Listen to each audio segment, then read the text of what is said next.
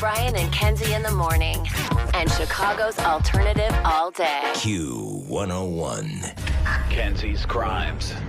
Milwaukee police found body parts in a North Side apartment. Not because I was angry with them, not because I hated them, but because I wanted to keep them with me. Believe me, if I started murdering people, there'd be none of you left. This is evil, what those people have done to me. C says Heaven's Gate awaiting. I'm not guilty. Q101. Brian and Kenzie on Q101 with another edition of Kenzie's Krimes, a deep dive into a local murder mystery and drama. And just like you listening, myself and Case do not know what Kenzie is bringing to the table right now, what story, so here we go. This was another listener submission, so I do love those. We've gotten some texts lately about if you can submit, you can always email me, you can always DM me, but I do love to cover stories that you want to hear, so let's get right into it. Lacey Gaines was born December 1st, 1989, and grew up in Crete, Illinois with her parents, Jeffrey and Gilda. Her relatives remember her as a very cheerful and friendly child who always managed to bring a smile to everyone's face when she looked at them. According to A Cold Case World, as a teenager, she attended a private Lutheran day school and spent some time in France helping other students learn. At 15, she returned to France once more and then came back with more rebellious traits this time. She had, among some other things, a large tattoo on her back when she got back. Was it a family crest? It was not. It was not. Oh. So when she was 16, so she'd been home for just a small period of time now, she started working at her uncle's restaurant, Vic's on Main. It was at this time she met Rogelio Sanchez. He went by the name Daniel. He was 10 years older than Lacey. So she's 16 and he's 26. Just want to put that out there. In case you're 27, right? Uh-huh. Could you imagine dating a 16-year-old? No. That would be insane. And I want to double down on that again. No. Yeah, I'm not sure how he's going to answer that anyway. I was so happy you didn't go to R. Kelly, like, define 16. Yeah. So was she down to clown or what's the story? No, the answer is no. Absolutely not. So that's what I thought. Yeah, good. Thank you. I'm not a fan of that. And I will say, obviously, 10, good. I better say I'm not a fan either because we've got 2 of the 3. I'm not a fan either. Mm-hmm. Not good. As an entire show, we think that's bad. And a lot of shows have not directly said they don't like that, which makes you think. Very sketchy. So really, if you listen to other shows, you're supporting that. So I don't know. Until they make a statement. Until they make a statement. Yep. So do what you want with your moral compass. So anyways, obviously 10 years isn't the largest age gap, but it is at that age, right? Like that's not good because Brian, you have about a 10-year age gap with your wife, right? But you met her like at 40, so it's okay. Yeah, a little bit more than that even. It's pretty cool. It's pretty cool at this age. Yeah, that's fine. So Lacey was drawn to him, which is obviously happens to a lot of young women with the older guy, which is unfortunate. So Lacey was drawn to him, but the relationship soon brought out a very dark side of Daniel. As charming as he came across to Lacey, he had a very controlling, possessive side. He was incredibly jealous anytime Lacey talked to male friends or coworkers. So in 2007, Lacey was 18 years old, and she ended up pregnant with Daniel's child. She moved in with him and his family in Stager, Illinois, and the already problematic relationship grew more intense and tumultuous, and she was pregnant at this time. With the rising tensions, Lacey and Daniel decided to move, and they went to live with his brother, Abraham. So they went from living with the sisters and some other family members to now his brother. Lacey still wasn't happy, though. A soon-to-be young mother in an unstable relationship, Lacey started confiding in her friends about Daniel's abuse, claiming he had a violent temper. In October 2007, Lacey's father purchased a home in Stager. He renovated it, and after he had fixed it up, Lacey was able to move in. In January 2008, Lacey became a mom and welcomed her son into the world. Despite welcoming their child, Daniel's abuse reportedly intensified, with emotional torment becoming a daily ordeal.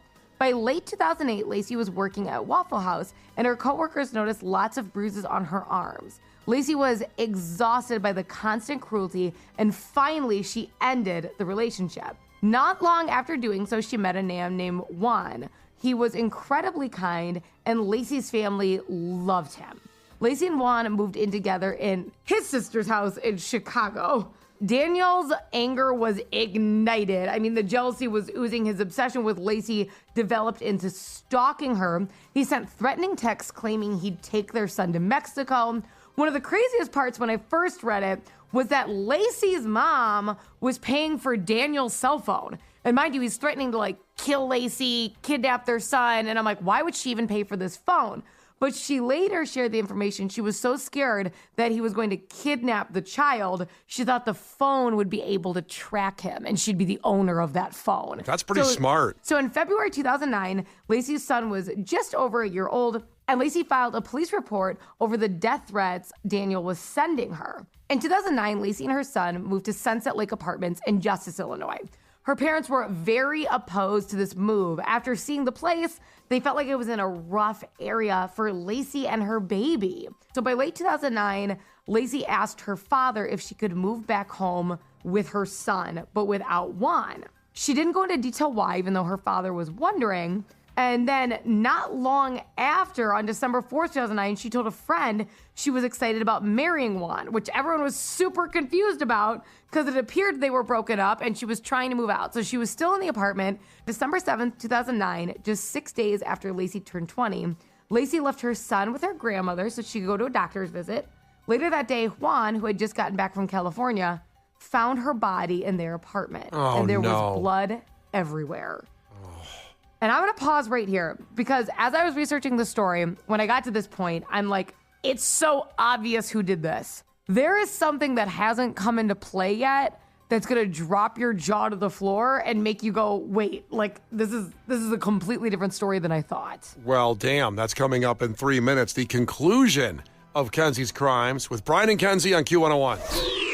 Brian and Kenzie. On Q101. It's Brian and Kenzie on Q101 with the conclusion of Kenzie's Crimes today. And Kenzie, if you want to catch us up quickly, if you can, to get us where we're at in the story. Absolutely. So Lacey Gaines fell in love with a man when she was 16. He was 26 years old. They both worked at a restaurant together. She got pregnant by him when she was 18 years old, and this was an incredibly abusive relationship. They moved around to multiple different family members' homes, and eventually the abuse got so severe she was finally able to leave him. Not long after, she started dating a man named Juan. The family loved him. She loved him. And unfortunately, on December 7th, 2009, just 6 days after Lacey turned 20, Lacey left her son with her grandmother so she'd go to a doctor's visit.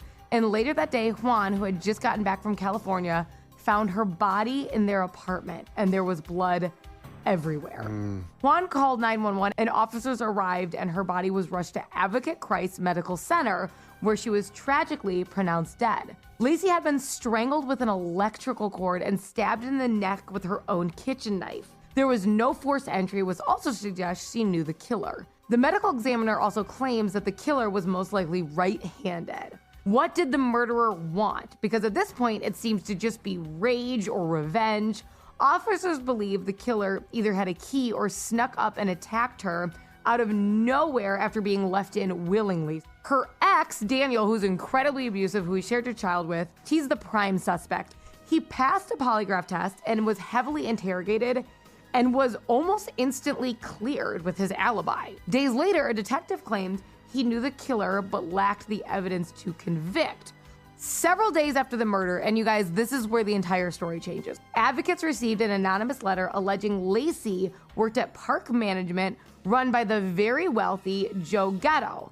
The letter claimed Joe liked to have affairs with young women, including Lacey.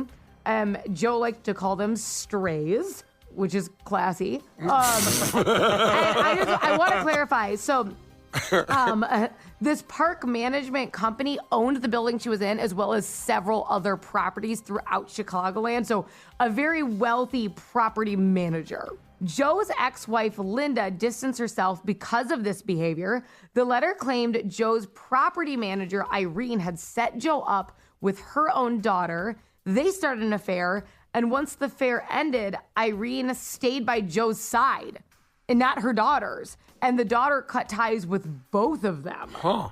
Isn't that weird? And really? then Irene left Park Management abruptly in 2009. Joe's brother, John, was a former convict. He also lived at the Sunset Lake where Lacey lived. Both of these men were described in the letter as charismatic but cruel to women. In September Yikes. 2009, Joe allegedly fired Lacey over an affair with a coworker that wasn't him. So Joe found out Lacey was sleeping with other men that he employed, is the rumor. This is an alleged letter, but it held a lot of information that kind of checked out and seems like you have to know people, so it's really crazy. Rumors spread of her involvement with multiple men at work. The letter claimed her killer, possibly a maintenance worker for the building, was an illegal immigrant who fled to Mexico after he murdered her. He was allegedly mad because he contracted an STD from her and then passed it to his wife. Whoa. The letter mentioned Joe's other brother, Steve, who also lived in Lacey's building, and he had a bipolar disorder. The letter ends with accusing the Justice Police Department of a cover-up and being paid off by the wealthy family. In 2010, a review was left by Bernita hinting that a maintenance worker was involved. So somebody in the building claimed they could validate the story of the letter. To this day, Lacey's murder remains unsolved. Her life was riddled with abuse and some alleged secrets that left so many potential suspects: a jealous ex, a pissed off current boyfriend from getting cheated on, or an office affair gone wrong. If you have any information on the murder of Lacey Gaines, you can go to LaceyGaines.com and submit any information you have, no matter how small the detail. A young life was lost, someone's mother, someone's daughter, someone's friend, and those who love Lacey do deserve justice. Kenzie's Crimes. Milwaukee police found body parts in a North Side apartment. Not because I was angry with them, not because I hated them, but because I wanted to keep them with me. Believe me, if I started murdering people, there'd be none of you left. This is evil, what those people have done to me. C says Heaven's Gate away team. I'm not guilty. Q101. Well, there you go. Another edition of Kenzie's Crimes. Coming up in just 6 minutes, your chance to see Metallica at Sphere Las Vegas. A full trip, 6 minutes away. And then coming up at 9, we have a major concert announcement and tickets to that show. Coming up, next 15 minutes are stacked. Brian and Kenzie in the morning. And Chicago's alternative all day. Q101.